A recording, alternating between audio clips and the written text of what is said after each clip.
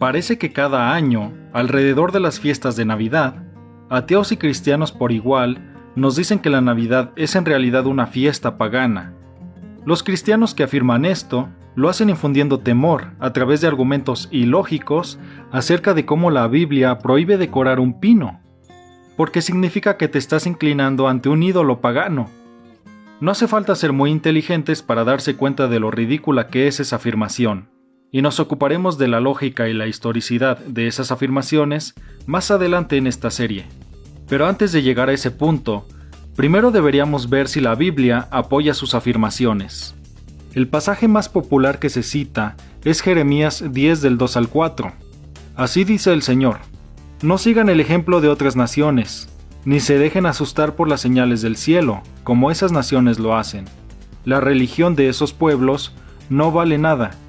Cortan un tronco en el bosque, un escultor lo labra con su cincel, luego lo adornan con plata y oro, y lo aseguran con clavos y martillos para que no se caiga. El argumento es que esto suena como si Dios estuviera prohibiendo la decoración de los árboles de Navidad. Así que decorar un árbol de Navidad es un pecado que Dios prohíbe. Pues no, y no hace falta mucha investigación para desmentir esto. Lo dice justo en el pasaje. Cortan un tronco en el bosque. Un escultor lo labra con su cincel. Es evidente que se talla algo del árbol antes de decorarlo con oro y plata. Si nos fijamos en el contexto más amplio, podemos ver que Jeremías está hablando claramente de ídolos. El verso siguiente compara lo que se forma del árbol con los espantapájaros, lo que tendría sentido si fueran ídolos, y no si fueran árboles de Navidad. El verso también dice que no pueden caminar o hablar, lo cual tiene sentido nuevamente si fueran ídolos con cara y piernas, pero no tendría sentido si fueran árboles. Además, en 2 ocasiones, el pasaje menciona que son ídolos. El versículo 8 dice que son ídolos de madera, y el pasaje pasa a compararlos con Dios, que no está hecho de cosas materiales, a diferencia de estos ídolos. También dice que están hechos por artesanos, y esta palabra se utiliza en otros lugares para referirse al trabajo de fabricación de ídolos. Así que, dado el contexto, esto ni siquiera se parece un poco a los árboles de Navidad, los cuales ni siquiera existían en ese momento, sino que está hablando de la creación y adoración de ídolos. Algunos también intentan con Isaías 44 del 14 al 15. Este pasaje dice que un pagano corta un árbol y lo adora, hace un ídolo y se postra ante él. Tristemente he escuchado del grupo antinavidad que cuando ponemos regalos debajo de los árboles, nos inclinamos ante ellos, como lo hacían los paganos en este pasaje. Don't bow down to these things. I don't care who you are, but when you get up on Christmas morning and you put your knees on the floor to reach under the tree to get a present, you're bowing down to that fir tree. Cualquiera puede ver lo ridículo que es este razonamiento. ¿Acaso adoras tu coche si te arrodillas ante él para cambiar una llanta? ¿Adoras tu fregadero si te arrodillas ante él para arreglar una tubería rota? El hecho de que la forma más práctica de colocar un regalo bajo un árbol sea arrodillándose, no significa de ninguna manera que lo estás adorando. Y si ese fuera el caso, entonces la próxima vez que este tipo tenga una infección en el estómago, tendría que darse cuenta de que es un pagano adorando a su inodoro cuando vomita sobre él.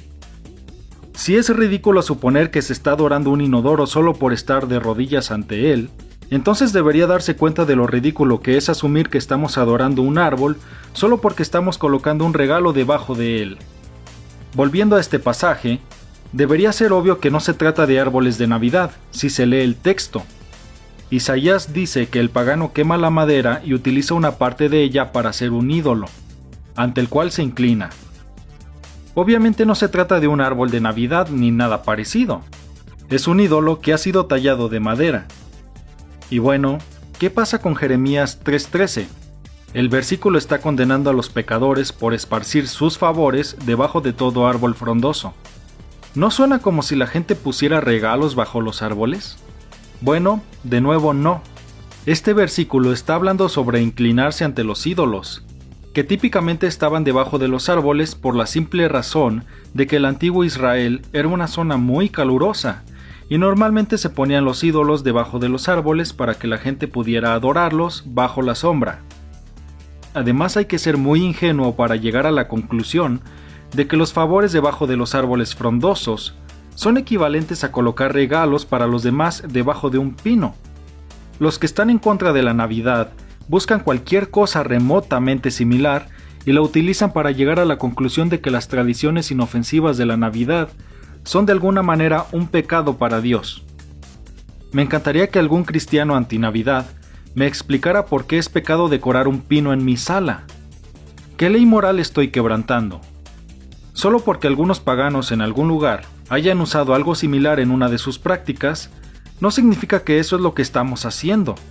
Pero algunos dicen que no importa lo que significa para ti. Lo que importa es lo que significa para Dios. Esto representa un nivel de ignorancia que me es difícil de entender.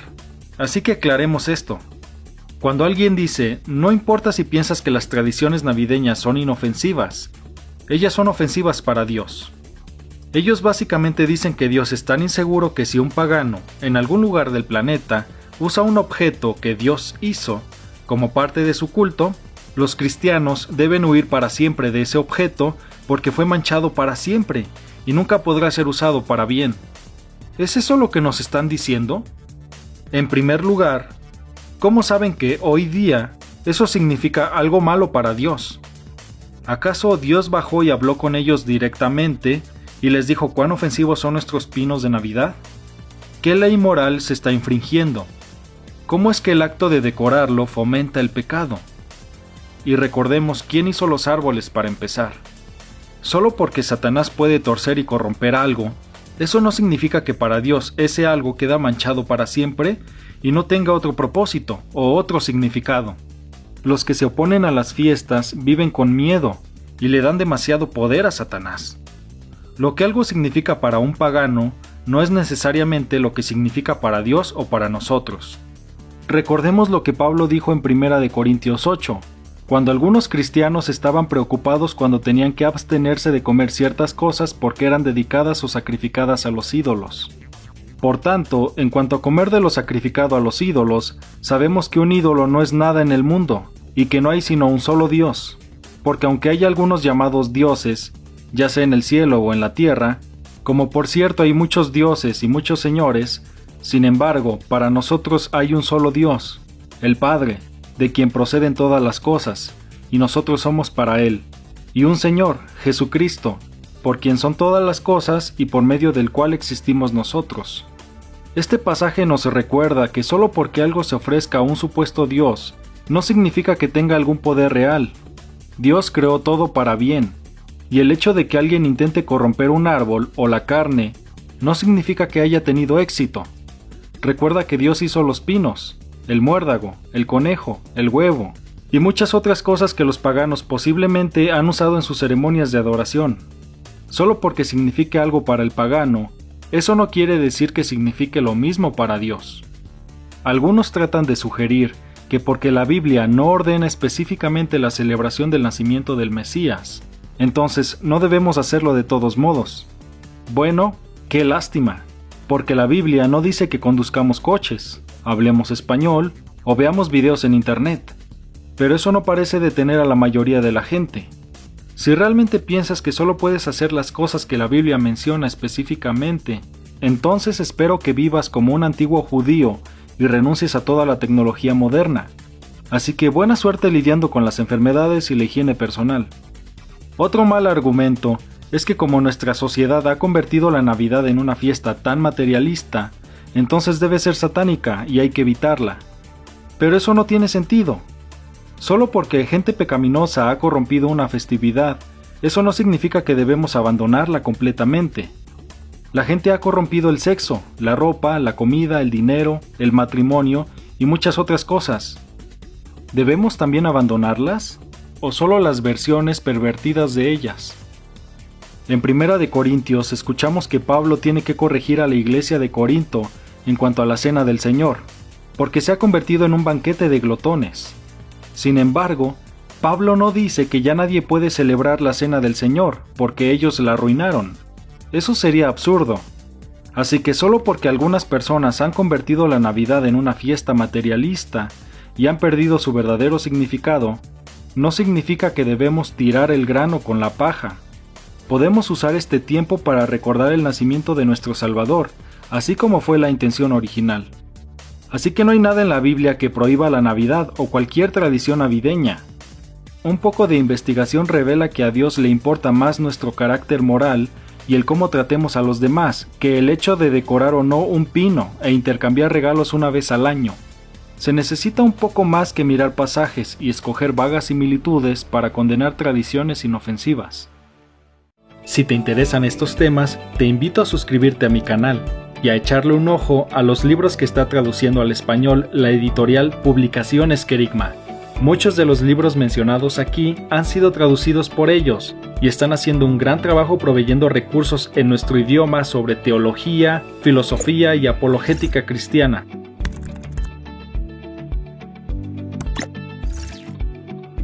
También quiero mencionarte que este trabajo es posible gracias a tu generosa donación.